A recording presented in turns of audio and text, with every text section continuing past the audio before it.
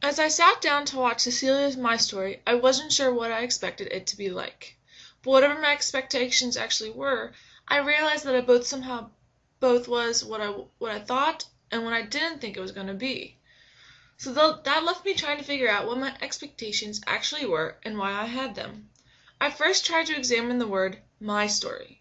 I was torn over what I thought it was supposed to be. Was it a play on words for "my story" or "my history"? Or neither or both at the same time? I now believe that it is "my story" instead of "his story", but when I first sat down to watch the "my story" I had these mixed up in my head. Since I received my bachelor's in "his story", I have a very clear idea in my head as to what history is and how you represent it. New interpretations can be overlaid onto history, but these interpretations are usually broad concepts and are not based on the personal experience of the historian themselves.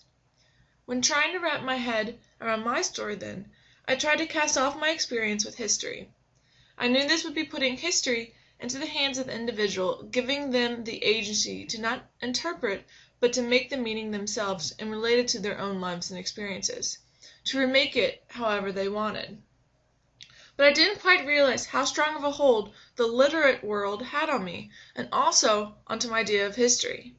All of my classes reinforced a particular idea and form of history that matched and followed along with my literacy world. And though I was willing to give agency, I didn't realize my mind still clung to other lingering concepts. Cecilia's My Story begins with entertainment, and she shows how her world mimicked the world within the movie National Velvet. She felt a strong connection to the main character and her love of horses. The segment also introduced the concepts of horses, love, and her mother. I saw the theme developing. The next segment, Career, threw me a little. The video did move me and spoke to me. I too have spent many a time in horse stalls and found the handiness of a pitchfork. I also agreed with her on the sentiment that I wish I could have a pitchfork for my last job in particular and my current life in general. But I was left wondering about something I couldn't quite put my finger on. I was prepared for the heart-wrenching that was going to occur in the family segment, for I knew what was going to be revealed in the video based on what we discussed in our last class. And this video, like the first from the entertainment section, had again the similar themes I was expecting: love and her mother, but it was strangely missing horses. The last segment, Community, really threw me. The small town paper was intriguing, but I kept trying to decide if it was located where Cecilia was raised or Oklahoma based on images that appeared in the previous videos. There were also pictures of Cecilia, horses, and her family, but no explanation of connections beyond just describing what the paper was like. The emblem segment was what I expected and helped clarify many of the details to her own brand and image. The video also revealed details such as where Cecilia was from, North Carolina, but also why Oklahoma was mentioned, her grandparents' ranch. The other videos and segments seemed to fall into place seamlessly. But if everything fit together so seamlessly, why then did I originally question the videos for the segments on career and community in particular?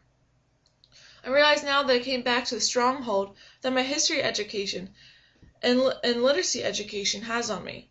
I realize now it was not so much with interpretation, but with structure.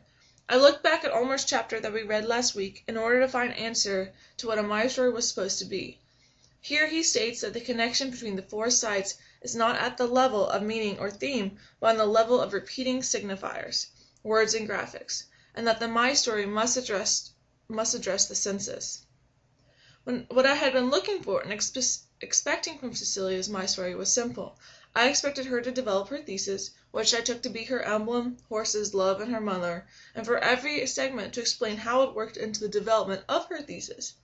My history professors are probably patting themselves on the back. But that's not what a My Story is, and that's not what Cecilia's My Story did.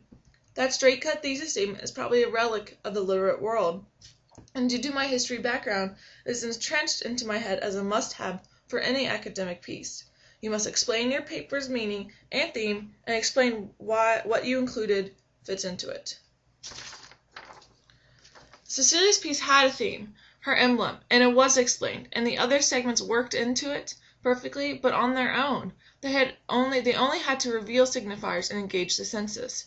As a whole, it's a My Story, but now I think that each segment individually does not have to regurgitate the thesis.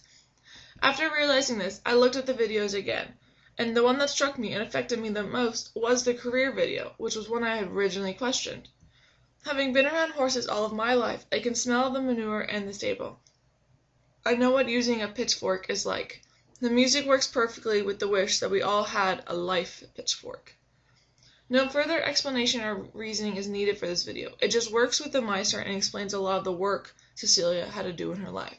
And it was after that I was beginning to realize that Mystories and electricity might not require the standard thesis that I have been trained to use. The thesis will need to evolve, and the Mystories are a start in this direction. So with this new expanding and evolving idea of a thesis in my head, I try to think of my own signifier that crosses the four sites and reveals a pattern. I reread the student images at the end of the Almer chapter, but none of these jumped out at me. This wasn't my signifier, but theirs. I had to find my own. I didn't contemplate too long, and if I do, then perhaps I'll come up with a better one. But for now, I like the idea of a tree as a signifier. I don't have any particular tree in mind. This one is one that struck me while I was visiting Ireland. They had some amazing old-growth trees, and I would just stand and wonder at them. I have dozens of photographs of trees alone from this one park.